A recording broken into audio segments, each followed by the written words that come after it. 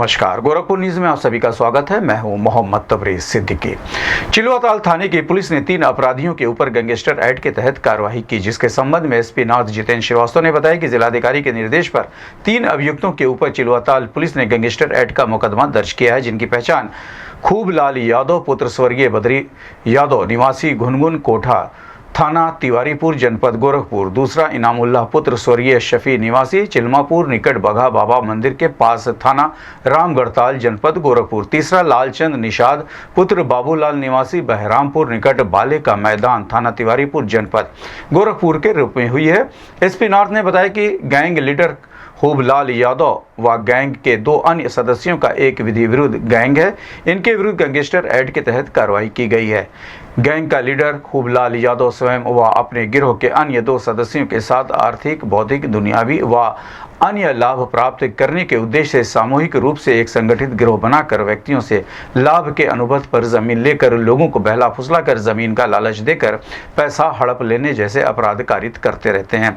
Gang के सरगना एवं अन्य सदस्यों का सामान्यतः जनमानस में भय एवं आतंक व्याप्त है, जिसके कारण इनको स्वतंत्र विचरण करने से रोकने एवं कुटरचित दस्तावेज तैयार कर धोखाधड़ी जैसे अपराधियों पर अंकुश लगाने हेतु जिला मजिस्ट्रेट गोरखपुर द्वारा अनुमोदित गैंग चार्ट तैयार कर गैंगस्टर एक्ट के तहत कार्रवाई करते हुए गैंग लीडर व गिरोह के 2 अन्य सदस्यों के विरुद्ध थाना स्थानीय पर गैंगस्टर एक्ट के तहत कार्रवाई की गई। इस संबंध में गोरखपुर न्यूज से बात करते हुए एसपी नॉर्थ जितेंद्र श्रीवास्तव ने कहा, पुलिस अधीक्षक गोरखपुर महोदय द्वारा संगठित अपराधियों विरुद्ध जो अभियान चलाया जा रहा है, उस अभियान के तहत थाना चिलुआताल पर आज फर्जी दस्तावेज बनाकर जनता के व्यक्तियों के साथ धोखाधड़ी करने वाले व्यक्तियों के विरुद्ध एक गैंगस्टर एक्ट का मुकदमा पंजीकृत कराया गया है। गैंग लीडर खूबलाल यादव, इनामुल्लाह और लालचंद के विरुद्ध गैंगस्टर एक्ट की समुचित धाराओं में अभियोग पंजीकृत कराया गया। बहुजन समाज पार्टी ने गोरखपुर सदर से जावेद सिमनानी को लोकसभा प्रत्याशी बनाया, जिसके संबंध में लोकसभा प्रत्याशी जावेद सिमनानी ने बताया कि गोरखपुर सदर लोकसभा से मुझे प्रत्याशी बनाया है। इसमें मेरी प्राथमिकता रहेगी कि यहाँ शहर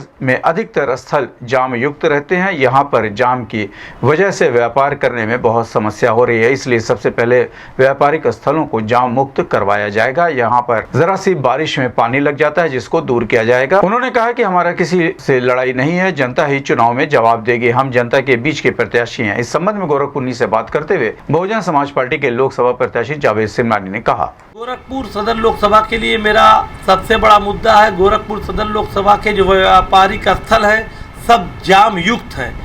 व्यापारियों को व्यापार करने में बड़ी समस्या हो रही है, व्यापारी परेशान है, हलाकान है। सबसे पहले व्यापारियों से के व्यापारिक स्थलों को जाम मुक्त कराया जाएगा और इस पूरे सदर लोकसभा में, या आप महानगर में बैठे हैं, जरा सी बारिश हो जाए तो अभी महानगर में 3-3 फीट पानी लग जाता है, नाव चलने लगती है। तो जाम की समस्या के साथ साथ इस गोरखपुर सदर लोकसभा में हम लोग आपस में मिलजुल कर प्रोग्राम बनाकर सबसे पहले यहाँ जो 3 फीट पानी का जल जमाव होता है, उस जल जमाव पे काम करेंगे। जाम की समस्या से इस सदर लोकसभा की जनता को जाम की समस्या से निजात दिलाएंगे। देखा जाए एक तरफ बीजेपी से रविकिशन है जो सिटिंग सांसद के इसमें, तो किस तरह से उधर योगी जी भी हैं, मोदी जी भी हैं, लगातार बड़े नेता हैं, किस तरह से टक्कर देंगे? हम जनता टक्कर देगी, हम जनता के बीच के हैं, हम बहुजन समाज पार्टी के कार्यकर्ता हैं, इस सामाजिक कार्यकर्ता हैं। छोटे इस कार्यकर्ता को माननीय बहन जी ने टिकट दिया है और जनता ने स्वीकार कर लिया है कि हमारे बीच का प्रत्याशी है। जब जनता ने स्वीकार कर लिया और जनता हमारे साथ लड़ने को तैयार हो गई है, तो अब कोई कितना बड़ा नेता हो, जनता से लड़ना इतना आसान नहीं। हमारे लिए जनता, हमारी तरफ से जनता लड़ेगी और हम जनता के साथ कंधे से कंधा मिलाकर लड़ेंगे। यदि चुनाव जीतते हैं तो क्या क्या विकास कार्य करेंगे? हम चुनाव जीतते हैं तो सबसे पहला हमारा मुद्दा है, इस गोरखपुर सदर लोकसभा में जाम की बहुत बड़ी समस्या है। इस गोरखपुर सदर लोकसभा में पानी के जल जमाव की बहुत बड़ी समस्या है। इन दोनों समस्याओं पर सबसे पहली प्राथमिकता होगी। अग्निशमन विभाग के द्वारा राष्ट्रीय स्तर पर 14 अप्रैल से 20 अप्रैल तक अग्निशमन सेवा सप्ताह मनाया जाएगा, जिसके संबंध में मुख्य अग्निशमन अधिकारी जयप्रकाश सिंह ने बताया कि 14 अप्रैल से 20 अप्रैल तक राष्ट्रीय स्तर पर अग्निशमन सेवा सप्ताह मनाया जाएगा। ये कार्यक्रम मुंबई में एक बंदरगाह में आग लगने से कई फायर सर्विस कर्मियों का जलकर मृत्यु हो जाने से उनकी स्मृति बनाया जाता है, जो कि पूरे देश में मनाया जाएगा, जो कि इस वर्ष का थीम है कि अग्नि सुरक्षा सुनिश्चित करे, राष्ट्र निर्माण में योगदान दे। इस वर्ष हम लोग 14 14 अप्रैल को एक दूसरे को बैच लगाएंगे और रैली निकालेंगे। इसके साथ ही 15 अप्रैल को निबंध प्रतियोगिता स्कूलों में आयोजित की जाएगी। 16 से 19 अप्रैल तक हम लोग अस्पताल, बड़े भवनों में मॉक ड्रिल करेंगे और 20 अप्रैल को गाँव में जाकर अग्नि सुरक्षा के संबंध में लोगों को जागरूक करेंगे। इस संबंध में गोरखपुर से बात करते हुए मुख्य अग्निशमन अधिकारी जयप्रकाश सिंह ने कहा, 14 अप्रैल से 20 अप्रैल तक पूरे राष्ट्रीय स्तर पर पूरे भारत देश में एक सप्ताह का 14 अप्रैल से 20 अप्रैल तक अग्निशमन सेवा सप्ताह मनाया जाता है। यह कार्यक्रम मुंबई में एक बंदरगाह में एक अग्निकांड में कई फायर सर्विस कर्मियों का कैजुअल्टी हो गई थी फायर फाइटिंग के दौरान। उन्हीं शहीदों की स्मृति में भारत सरकार द्वारा आयोजित किया जाता है। वर्ष 2024 में जो थीम है इसका, अग्नि सुरक्षा सुनिश्चित करें, राष्ट्र निर्माण में योगदान दें, ये थीम है इस वर्ष का। इस वर्ष जो कार्यक्रम हम लोगों को महानिदेशक अग्निशमन एवं आपात सेवा महोदय द्वारा निर्देशित किया गया है।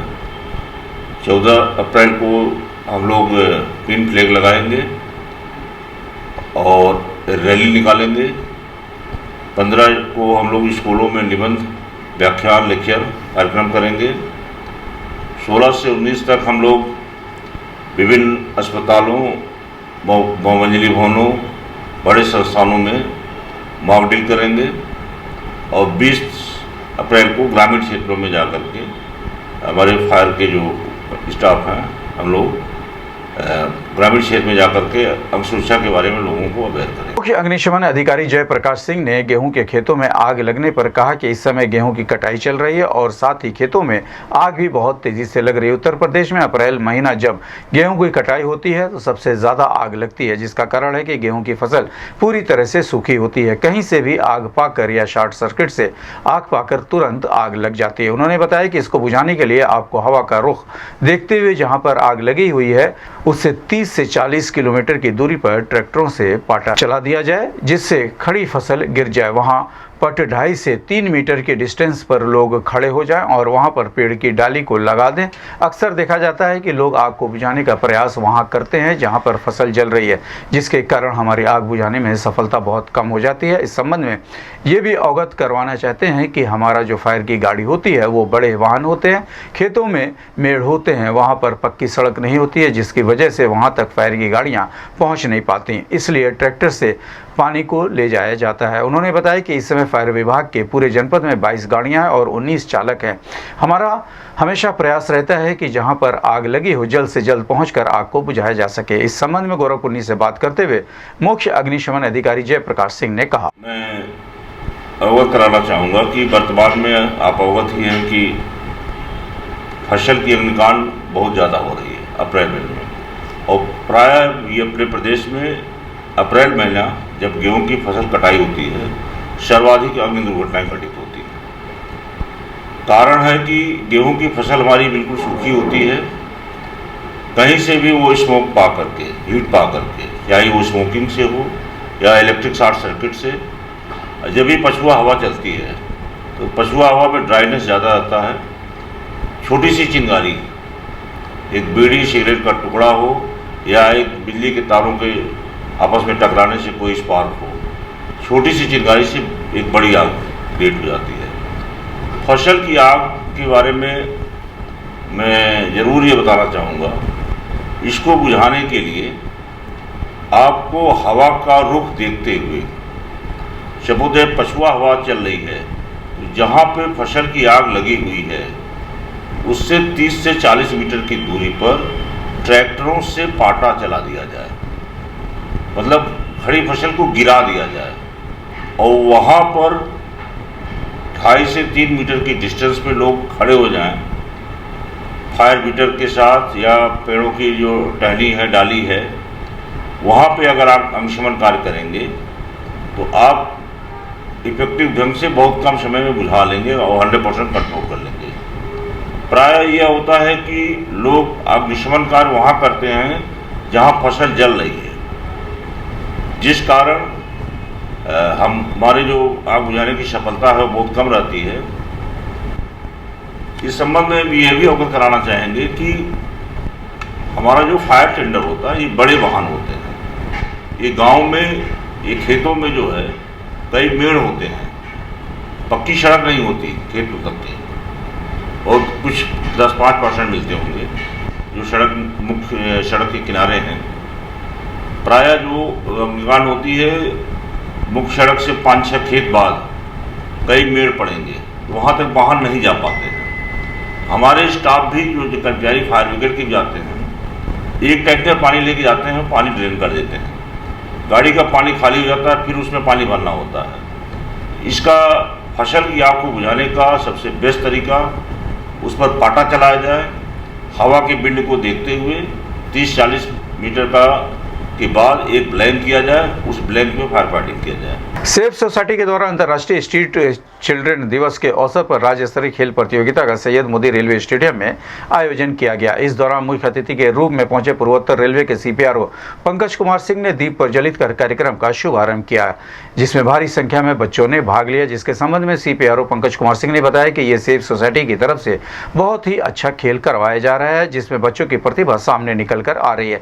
ये बच्चे बहुत गरीबी स्तर से उठकर ऊपर आ रहे हैं, जो कि खेलों में भाग ले रहे हैं। उनको स्टेडियम में हर प्रकार की सुविधा उपलब्ध करवाई जा रही है, जिससे ये बच्चे खेल में आगे बढ़ सके, क्योंकि करियर बनाने के लिए खेल एक बड़ा माध्यम बनता जा रहा है, जो कि आपको जीने के तरीके को भी सिखाता है। खेल से लीडरशिप का गुण भी आपके अंदर आता है। उम्मीद है कि सेफ सोसाइटी आगे भी इसी तरह का कार्य करती रहेगी।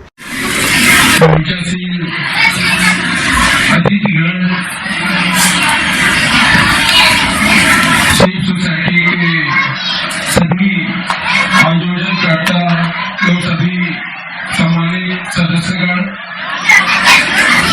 सेफ सोसाइटी से जुड़े हुए हमारे प्यारे बच्चों,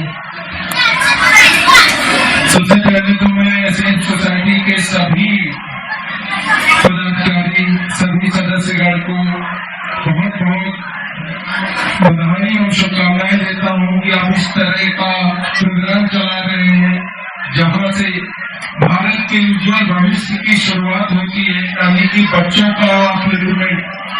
मेरा सदा से मानना है बच्चों की 3 तरीके हैं सोसाइटी में आगे बढ़ने का। पहला है शिक्षा,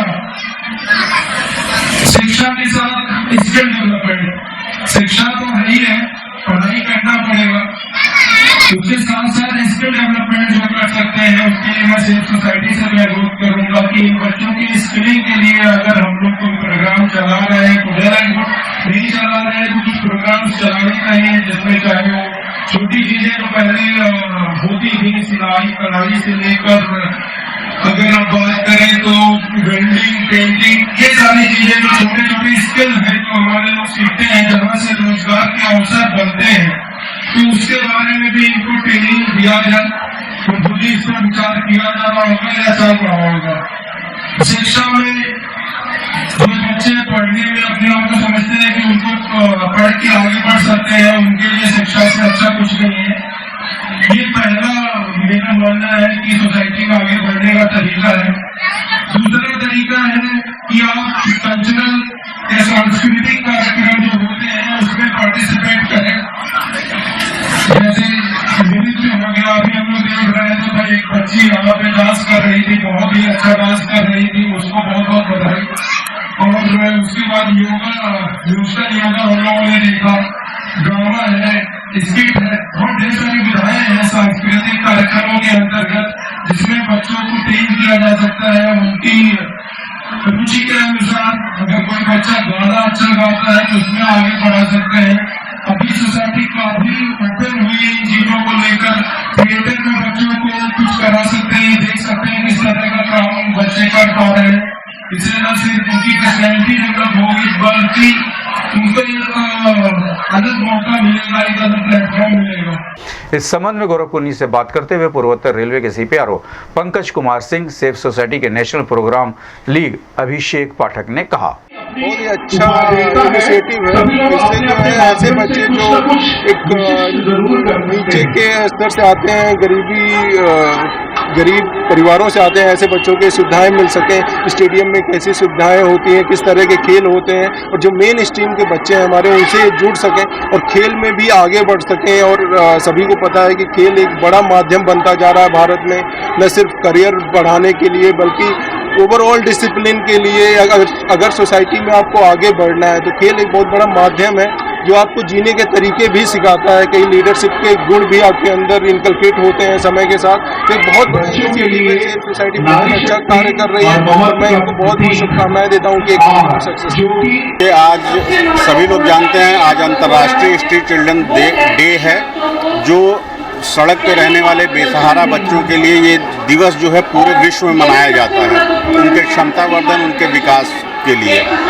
और इसी के उपलक्ष्य में आज सेफ सोसाइटी जो है यहाँ पर एक प्रदेश स्तर पर जो है स्पोर्ट्स कंपटीशन हमने रखा है, जिसमें गोरखपुर, देवरिया, महाराजगंज, सिद्धार्थनगर, कुशीनगर, संत कबीर नगर से बच्चे आए हुए हैं। और ये अलग अलग जो प्रतियोगिताएं होंगी, दौड़ की, खो खो की, कबड्डी की, फुटबॉल की, उसमें ये बच्चे प्रतिभाग करेंगे। और ये इसका आयोजन का सिर्फ मकसद ये है कि इन बच्चों की जो क्षमता है उस क्षमता को लोग देखें, इनका उत्साहवर्धन करें और इनको एक समान अवसर जो है वो मिले। मैं Abhishek Pathak, national program lead safe society.